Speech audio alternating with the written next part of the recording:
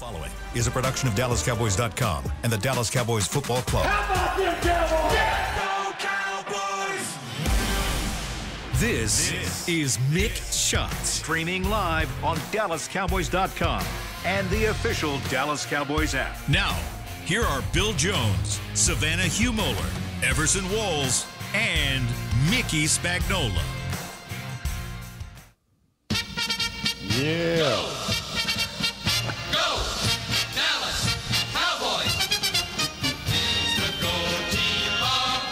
Great horn section, by the way.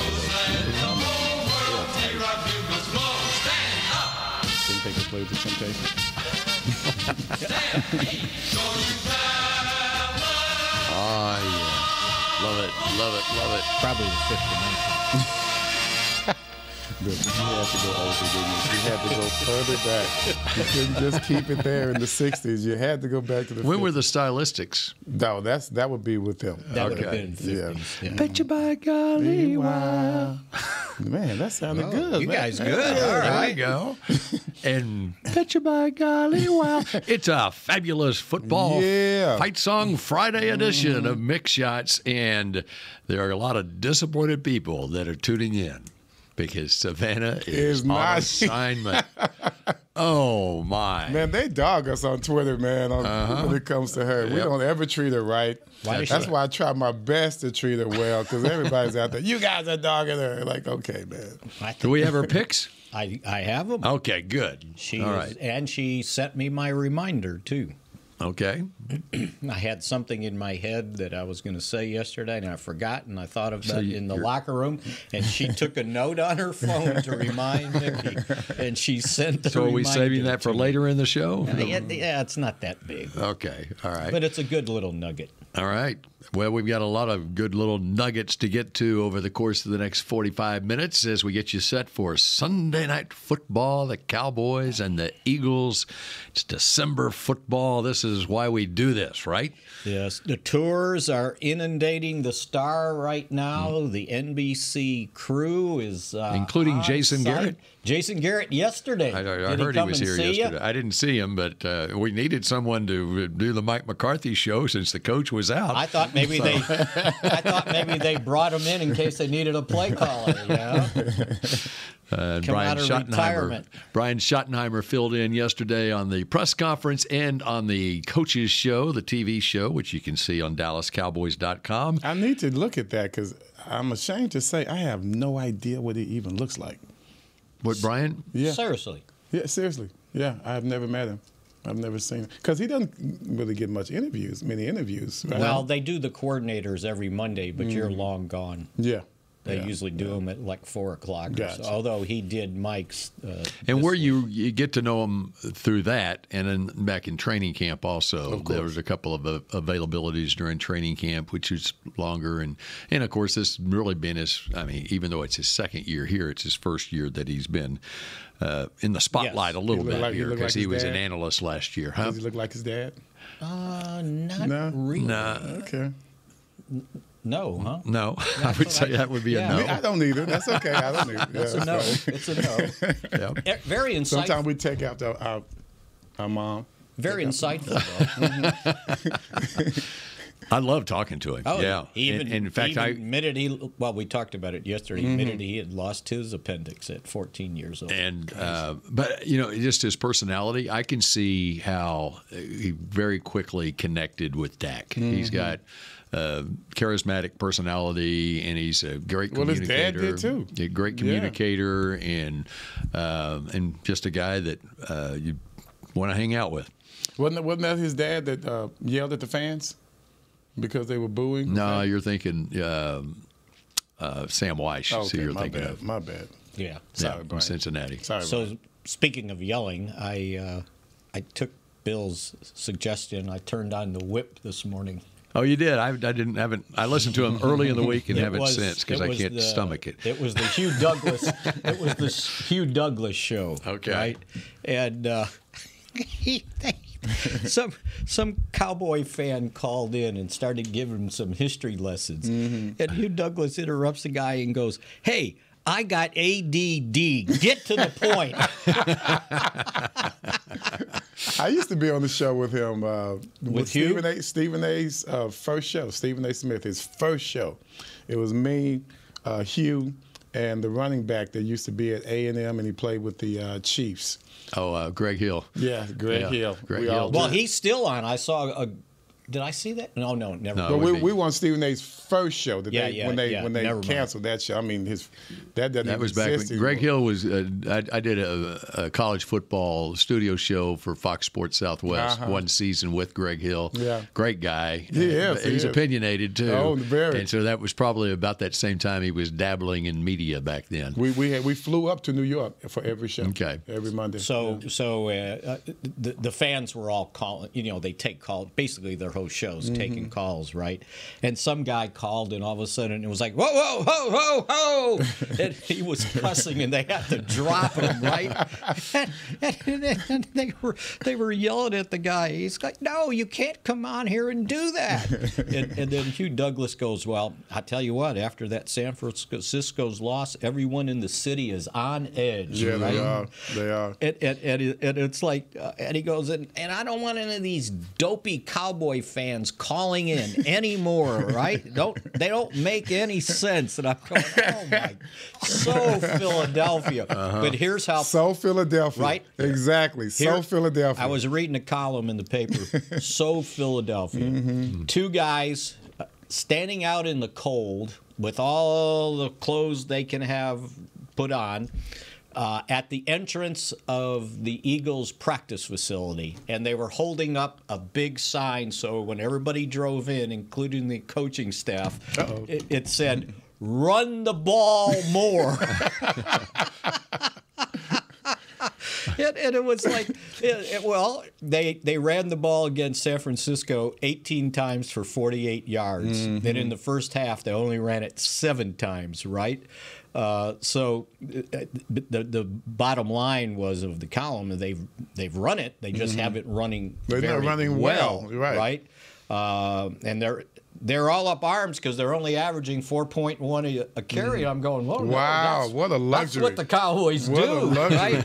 What a luxury!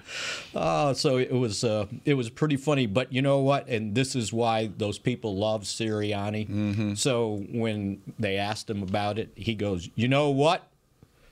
We do need to run the ball more. Yeah. And that's what you do like about the organization. It's very matter of fact. Right. And the fans themselves, I always think about the pennant, the National League pennant this year after they lost. And, God, the fans were they were interviewing them after the game. Oh, my God. Dude, you think the Cowboy fans are tough. These guys are crazy. Even the women are out there cussing. And I mean, they were hot. They were hot because, of course, that was a big loss. Because they lost at home. Yeah, they lost at home. Yeah, that was that's typical Philly. Yeah. And then they're starting to get on Jalen Hurts. He's not running enough. Why isn't he running more? It's like, well, he's got a knee thing. Yeah.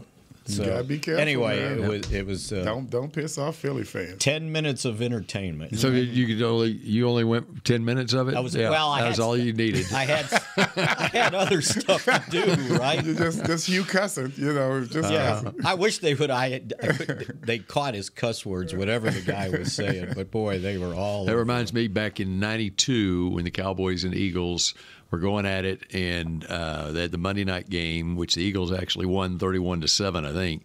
And that was back in the day where we actually would go on the road, not just to cover a road game, but we spent all week up there.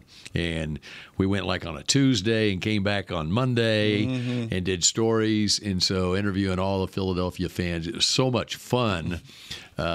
Even though the Cowboys wound up losing that game, of course, the Cowboys that season in '92 got the last laugh. A few weeks later, they played here. Cowboys won, and then they played in the divisional round of the playoffs, and the Cowboys won that too. And but I got a heavy dose of the Philadelphia fan. Well, do you remember that week the pregame stuff outside the stadium? Chuck Cooperstein had he was on the whip. He had me on the whip with him as a guest. Yeah. What is the whip exactly? WIP radio. Okay, just call it the whip. Okay, everybody WIP knows radio. the whip. Yeah, the whip. That's where all talk radio started, I swear, with all the calls and the yelling and that screaming. was when Tony Bruno was on there then. Right. But I remember doing a live shot from a bar in Philadelphia. It was probably the Thursday or Friday before the game. Was that a good idea? Well, no, it wasn't, but we did it anyway. And we there was the owner of the bar. This is the son of the owner, and the owner of the bar had died, and his ashes he was cremated. His ashes were like on the mantle right behind the bar. This is Johnny. Yeah, he's the biggest Philadelphia Eagle fan of the world. We honor him right here. Here are his ashes right here. So the old timers used to go every year to this one bar in downtown Philadelphia. It was by the one of the college campuses. Maybe it was Villanova's in Philadelphia, right? Maybe there. I don't know. But we go. They were friends with this guy, and he closed the bar down one night, and he had one of those old English cabs.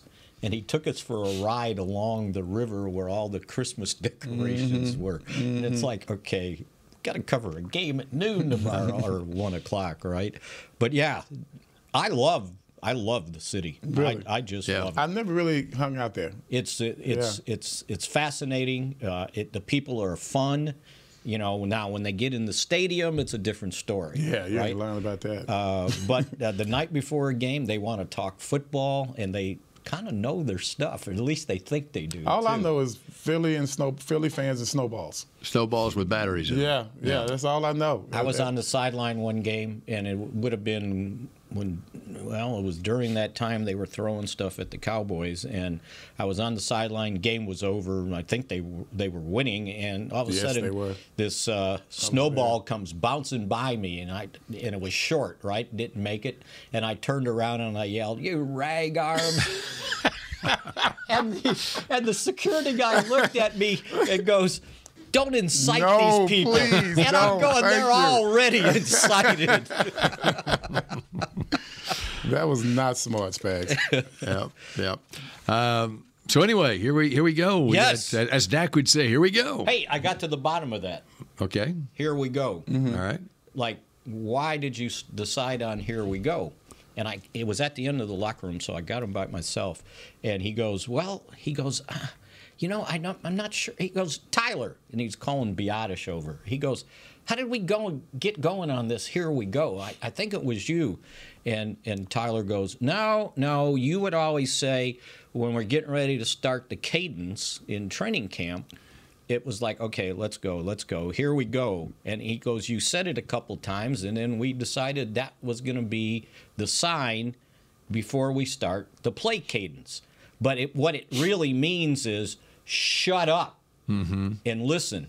Because the offensive line, I guess, talks and they're telling, whatever their signals are or whatever. Mm-hmm. And now it's time to start. And so, and as Tyler said, it was kind of shut another word up, right? And he goes, and that's how it started, right? All right, here's what's going to happen on this thing. All right. Cowboys are going to have a very successful month of December. Uh-huh. And that's going to be the slogan as the Cowboys make their march in the postseason, into the postseason. Here we go. So what was it that one year? What about last year? It was finish the fight. No, last year was something. The guy from a TV show or something, didn't they?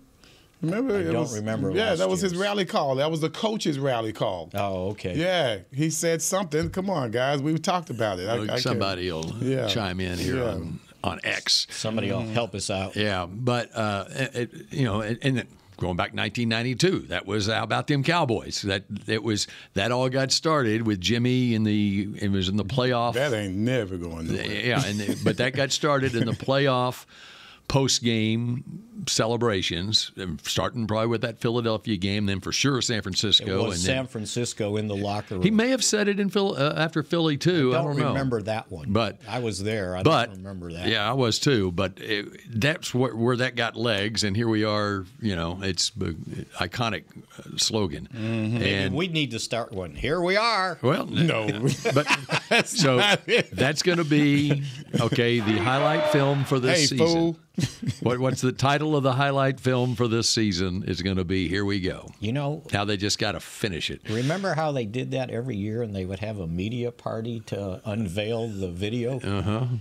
NFL Films video of the season, whatever. I think we did that one year at the Dallas Aquarium because Jimmy got in. And that's how America's Team got coined. It was basically the NFL Films video of that 1977 or 78 season, whatever year, 77? Yeah. Super Bowl year? So it would have been 78 America's Team. by the time it started. Right. Yeah. So Here We Go is the title this year. Here we go. Yep. And here we go. We come back here on Mick Shots where we break down Cowboys versus Eagles. And, I might mention Zeke Elliott somewhere along the way, too. When we come back. Imagine this. I'm Dak Prescott, quarterback of the Dallas Cowboys. And they snap it to Prescott, who looks right. It's not there. He escapes left. He'll run for a first down. Just like football, when it comes to crypto, it's important to have a team you can trust. With blockchain.com, I know I'm in good hands. Since 2011, they've been trusted by millions around the world to buy, sell, and trade cryptocurrency. Prescott's going to run this himself. Run it up the middle, and he scores. Whether you're new to crypto or an active trader, they've got you covered. What are you waiting for? Get started at blockchain.com. You know that sound anywhere. It's the crisp crunch of that first nacho chip. With its perfect cheese to sour cream ratio sitting atop a layer of delicious beans, it's a sip away from perfection.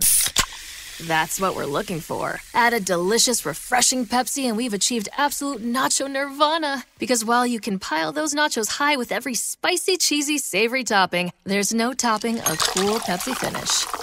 Nachos, better with Pepsi. That's what I like. The Medal of Honor is our country's highest military award for valor in combat. More than 40 million individuals have served in the armed forces since the Civil War. Fewer than 4,000 have received the Medal of Honor. The National Medal of Honor Museum will be a place to preserve these legacies and inspire America. It's being built right next door to the Dallas Cowboys in Texas. Help us honor our country's greatest heroes. Learn more and get involved at mohmuseum.org. Cowboys football and Miller Lite. What a pairing. Can cracks at kickoff. Tailgates going way past postgame. Sunday night overtimes followed by Monday morning swagger. Brisket in the smoker. Miller Lite in the cooler. America's team playing America's greatest sport. Miller Lite, the only beer of the Dallas Cowboys. Dallas Cowboys football tastes like Miller time. Celebrate responsibly. 2023 Miller Brewing Company, Fort Worth, Texas. Back to Mick Shots.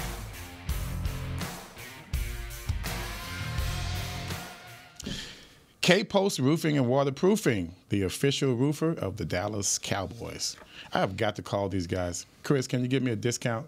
Because my roof is really in bad shape. All right. Sounds like a yes. That's right.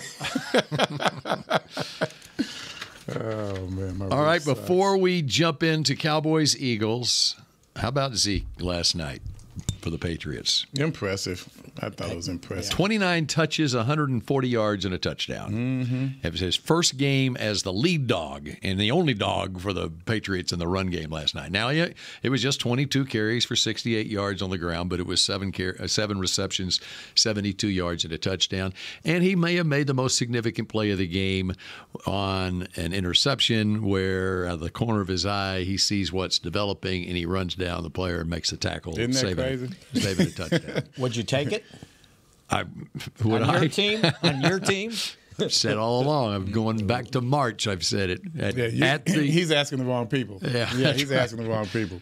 At the price. I'm not even asking myself because we all stood with that. Right? At that money, which is $3 million contract, right? Which is what we said all along. Although he does have a per game bonus in there. No, the per game bonus gets him up to the $3 million. It's the incentives that go beyond it are snap incentives. Yeah, and he's at 38% of the snaps right now. Mm-hmm. It kicks in at 50%. I don't think he'll even get there if he's the lead dog. The rest of the way. He won't have enough. Yeah. So I just know it's tough being in the locker room where you lose so much. Mm-hmm.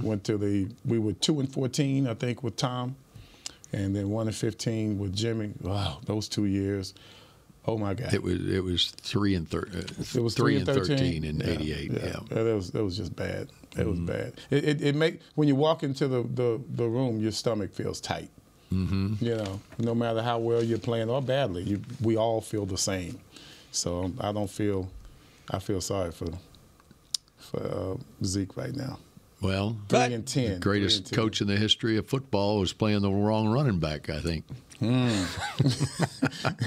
But the consolation prize. And maybe the wrong quarterback, too. Bailey Zappi last night. $3 million at the end of your career. Mm-hmm. At the end of your career? Well, towards the end. He's 28. But you have to be. You have to give him credit. I mean, he'll doing the work. It's hard to do the work when you're losing.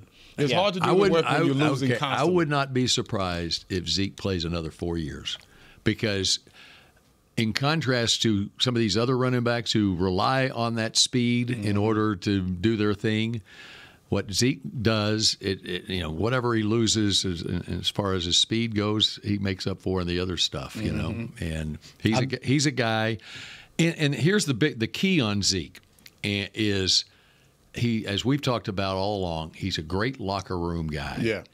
And I don't know what the perception is of him nationally or whatever, but he's not a big ego guy, as he's proven this year in New England. And so he can fit into a team concept, and he's smart enough to understand he doesn't need all those carries, whatever, in order to satisfy his ego or whatever, you know. And so he can fit into a rotation, which is what all NFL teams basically do now. If he was a free agent right now, Philadelphia would sign him. Yeah.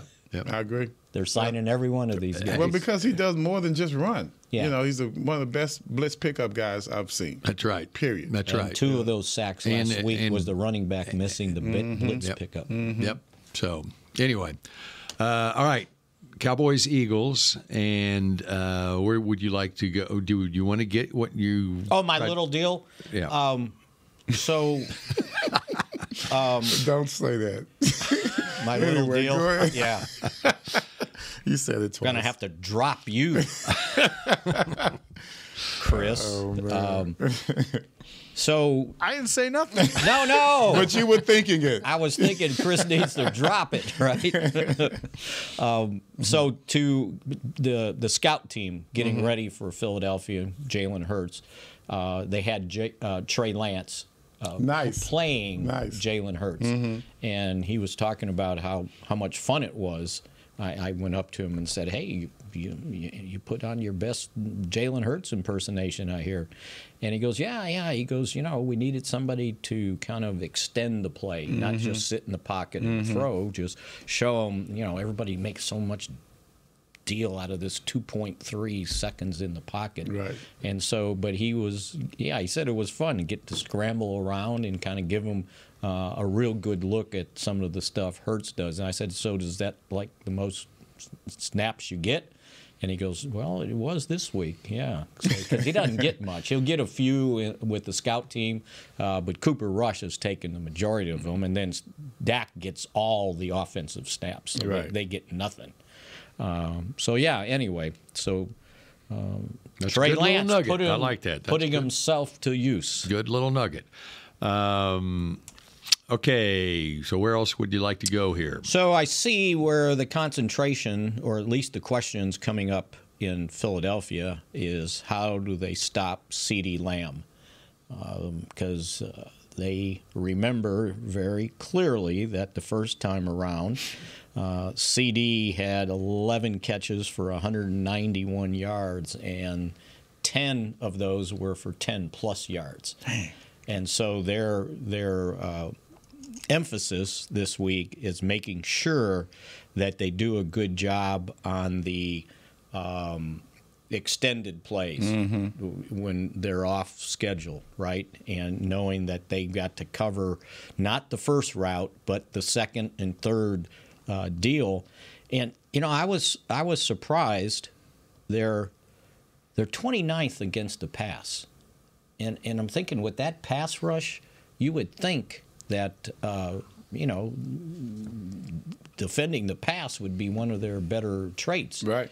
But they've given up 42 pass plays of 20-plus yards, 13 of those are 30-plus yards. So they've given up some big plays.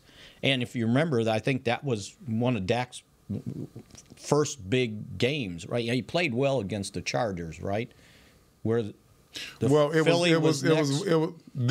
after the Chargers. Rams. This is where they said, okay, he played well against a championship team. Right. Yeah. Because he threw for 330 yards. Right? Yeah. You said it yesterday. Yeah. And so anyway, that's been the media focus in Philadelphia, that they've got to do a better job against the run.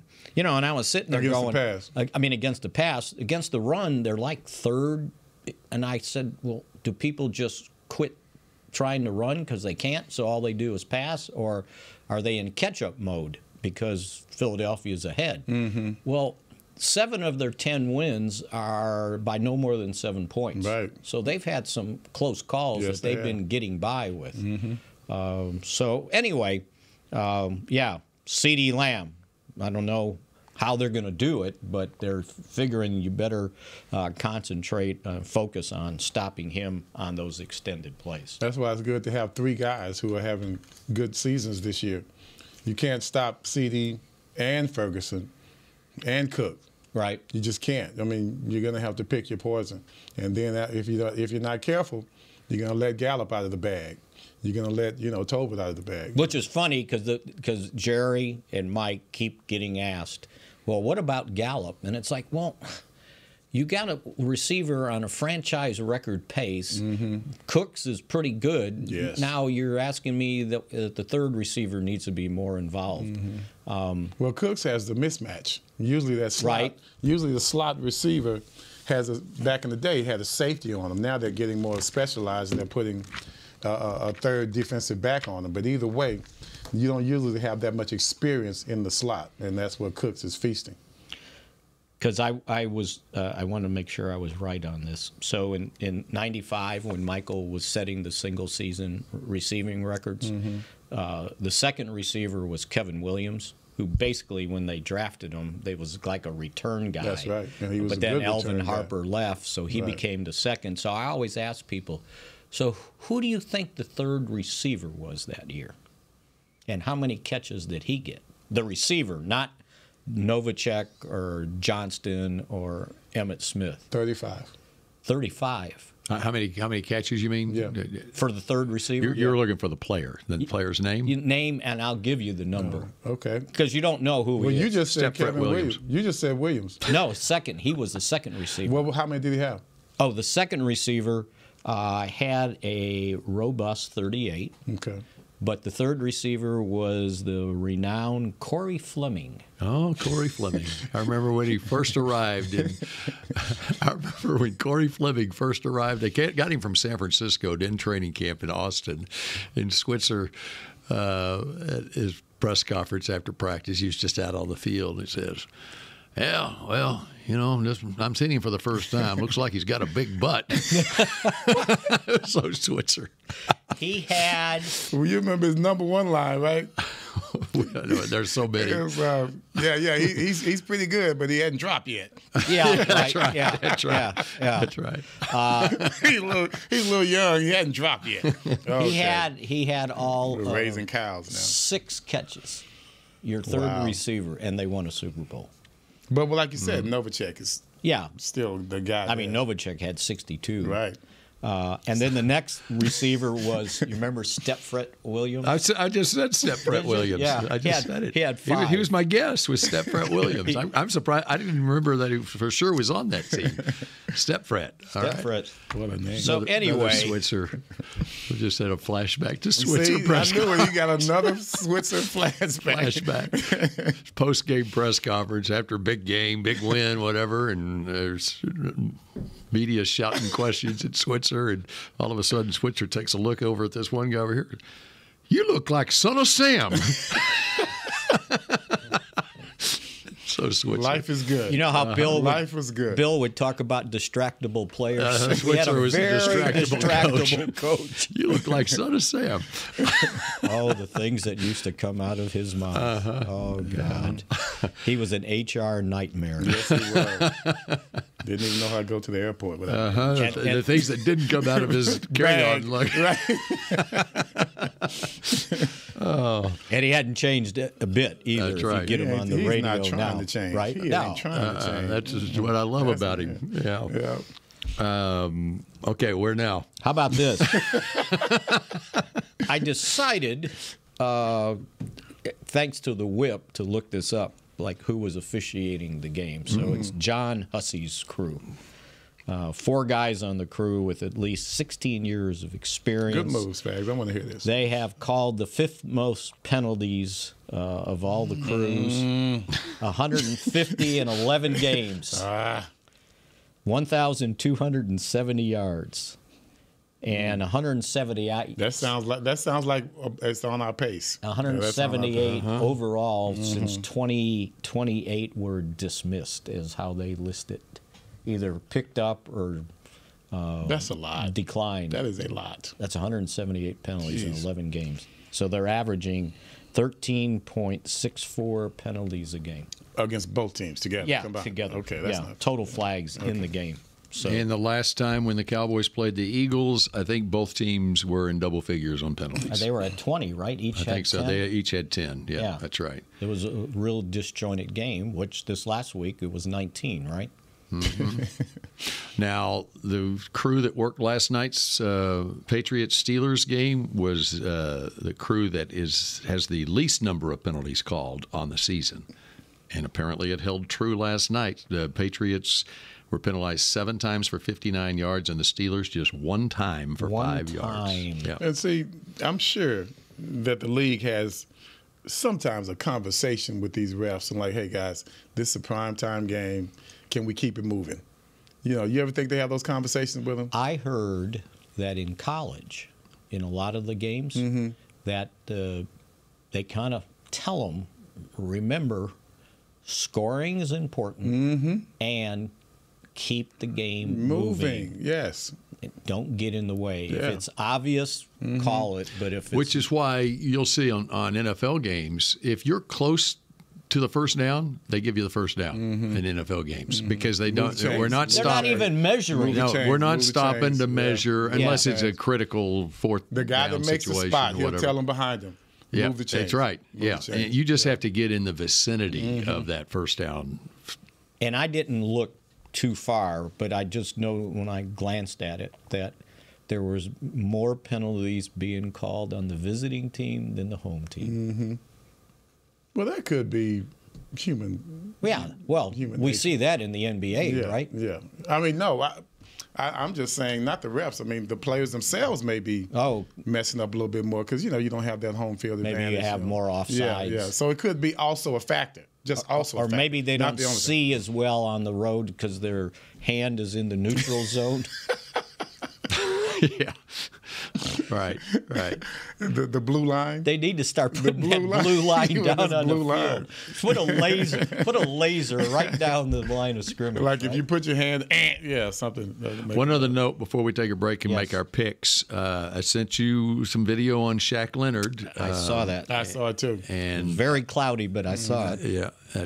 Once again, he told you why. Yeah. Okay. Jeez, you gotta get an iPhone, bro. Yeah. Right. I'm sorry. I saw it very well. It was clear. Okay. Very well. Thank you, Bill. I figured it became because of his phone. It didn't take a good picture. Well, now he has said some crappy videos, but that was know why that was? Those two were good because it was smudged up on my camera. I cleaned my camera. So what did you see since you saw it? I just watched the first series of Shaq's last game with the Colts against, lo and behold, Zeke Elliott and the New England Patriots. And if you watch the first series of that game, there were 3 consecutive plays that would tell me, okay, I see. He did not look the I same. see why Gus Bradley, the defensive coordinator for the Colts, made the decision, you know what, we're going with this E.J. Speed. out of Tarleton State and North Crowley High School, fifth year in the league, to take more snaps at linebacker. And I'm not saying that game is the one. With a bad back. He looked like a linebacker that's had a bad back. And I'm just saying that was probably the final straw of that game, whatever. Yeah. So, and who knows? We'll see. We're going to see him. We're going to see him Sunday night. I think he's going to be playing for the Eagles, and he is wearing number 53. He's gotten his 53 back, as they cut Christian Ellis, who was wearing 53. And wow. I was just because he had that number?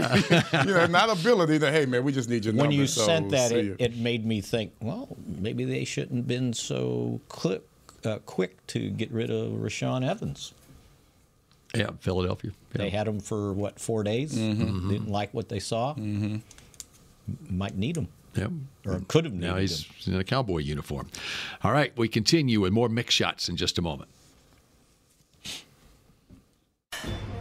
The Medal of Honor is our country's highest military award for valor in combat.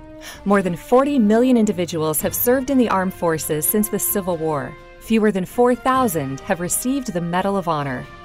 The National Medal of Honor Museum will be a place to preserve these legacies and inspire America. It's being built right next door to the Dallas Cowboys in Texas. Help us honor our country's greatest heroes. Learn more and get involved at mohmuseum.org. Cowboys football and Miller Lite. What a pairing. Can cracks at kickoff. Tailgates going way past postgame. Sunday night overtimes followed by Monday morning swagger. Brisket in the smoker. Miller Lite in the cooler. America's team playing America's greatest sport. Miller Lite, the only beer of the Dallas Cowboys. Dallas Cowboys football tastes like Miller time. Celebrate responsibly. 2023 Miller Brewing Company, Fort Worth, Texas. I'm Dak Prescott, quarterback of the Dallas Cowboys. And they snap it to Prescott, who looks right. It's not there. He escapes left. He'll run for a first down. Just like football, when it comes to crypto, it's important to have a team you can trust. With blockchain.com, I know I'm in good hands. Since 2011, they've been trusted by millions around the world to buy, sell, and trade cryptocurrency. Prescott's going to run this himself. Run it up the middle, and he scores. Whether you're new to crypto or an active trader, they've got you covered. What are you waiting for? Get started at blockchain.com. You know that sound anywhere. It's the crisp crunch of that first nacho chip. With its perfect cheese to sour cream ratio sitting atop a layer of delicious beans, it's a sip away from perfection. That's what we're looking for. Add a delicious, refreshing Pepsi and we've achieved absolute nacho nirvana. Because while you can pile those nachos high with every spicy, cheesy, savory topping, there's no topping a cool Pepsi finish. Nachos, better with Pepsi. That's what I like. Back to Mick Shots.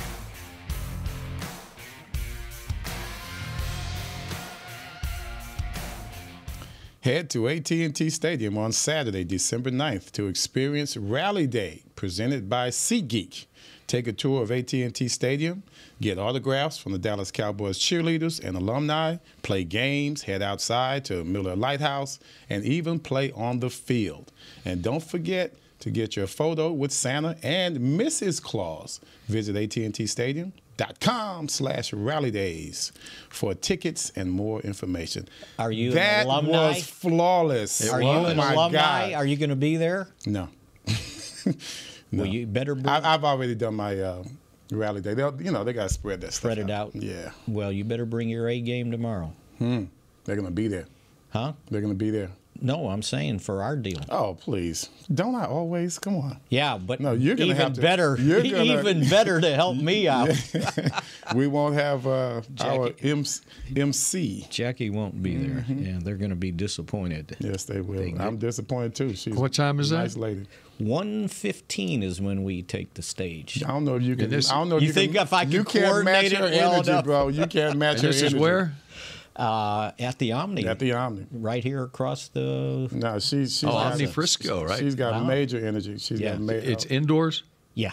Okay, because there's a blue norther blowing in. Coming in. We don't have to worry about that. Okay. No, we ain't worried about that. We're indoors. We can park close enough to That's right. get in without going outside. Okay, and by the way, as we preview your weekend, it's high school football state semifinal weekend, and tonight at the Star, the two-time defending Class 5A state champion South Oak Cliff Golden Bears are playing right here against Frisco Emerson.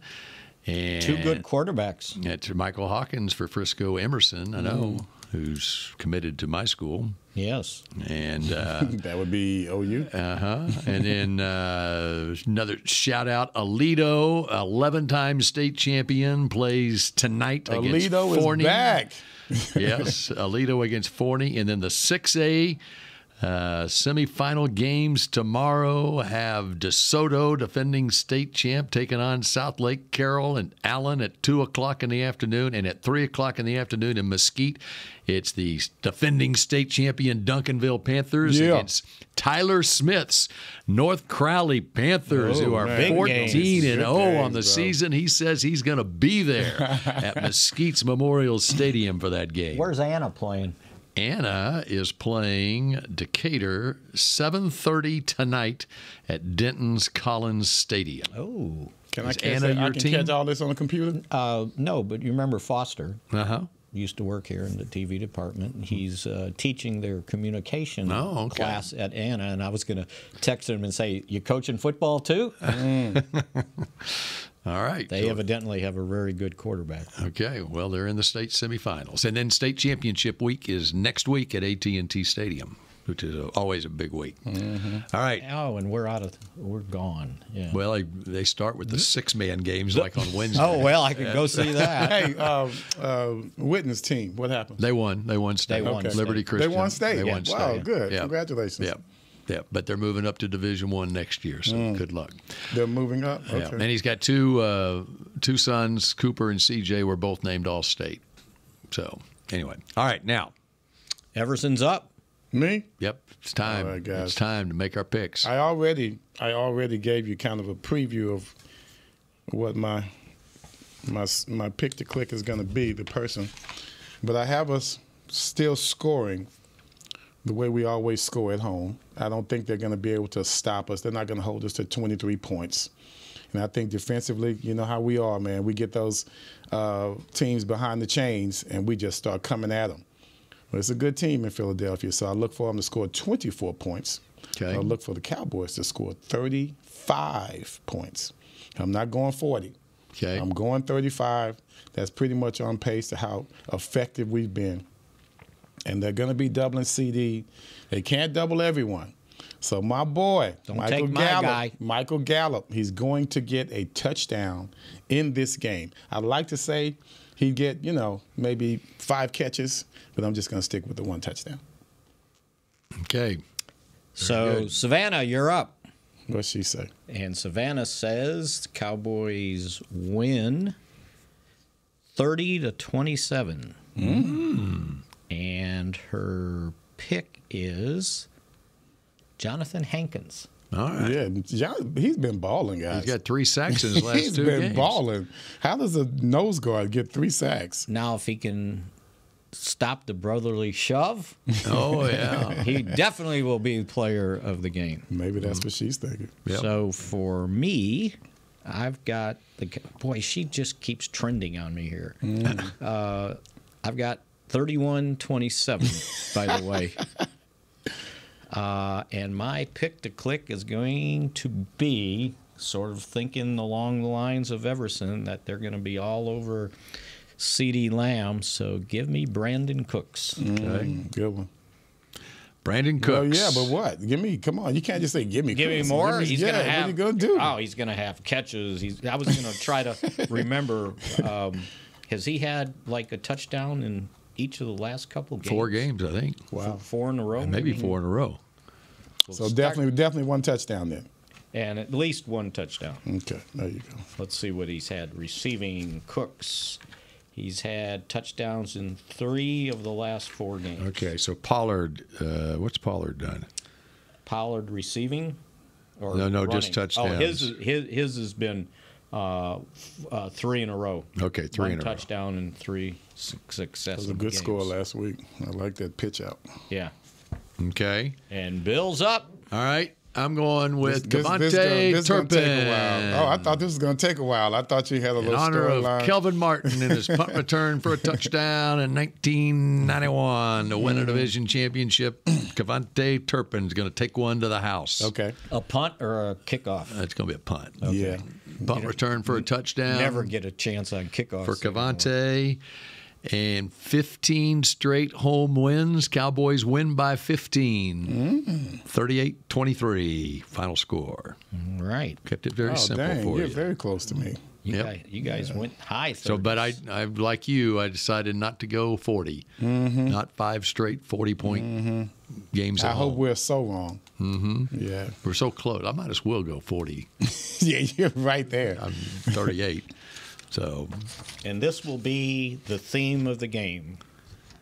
And I picked it up on Saturday. It's like a closing mix shot from Nick Saban. After they won.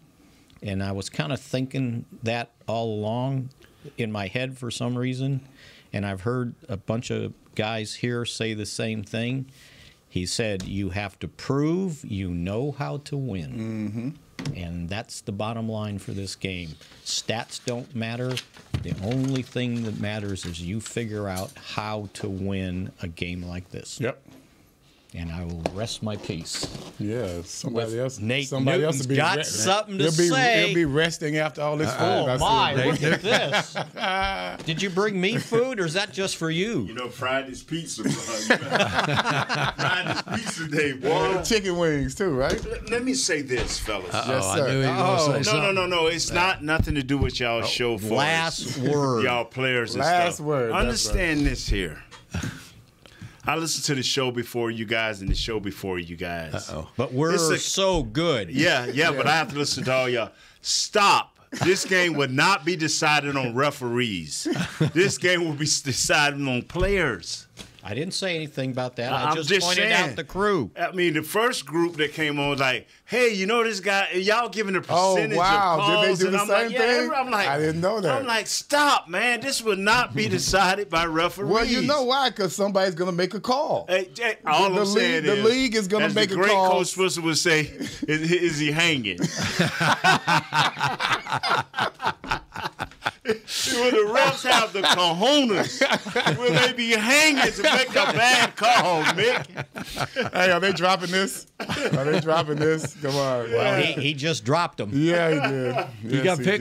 You got a pick, Nate? Oh, yeah, man. The Cowboys, we're going to beat the brakes off these dudes, man. Hey, when the score... Wait, I'm putting this down. Hold on. Beat the brakes. And the score probably be like 5-3. Okay, 5-3. Hey, what that sound like? Detroit Lions, Dallas Cowboys. That's right. That was 5 touchdowns to 3. Right. It was 5-0. Best defensive effort that Tom Landry's ever seen. 35-21. 1970, Mel Renfro had an interception in the game, sure and the great Vern Lundquist said, "Listen to this madhouse crowd roar." And that's what's going to happen on Sunday night. They probably was giving away free drinks that game. I ain't never in Texas Stadium crowd to roar. No, that was Wayne Cotton Bowl. That was Cotton Bowl. Back in Cotton Bowl, they were giving out alcohol. No, they were dry. Yeah. I guarantee you. Yeah. All right, so Nate, beat the brakes off these dudes. There's things called the a flask. Off these dudes, you bring a flask to the game. Back in the day. Yeah, that's right. Okay, that does it for Mixed Shots, and it will be a Victory Monday on Monday at high noon. Go Cowboys. There you go. This has been a production of DallasCowboys.com and the Dallas Cowboys Football Club. How about this, Cowboys? Yeah!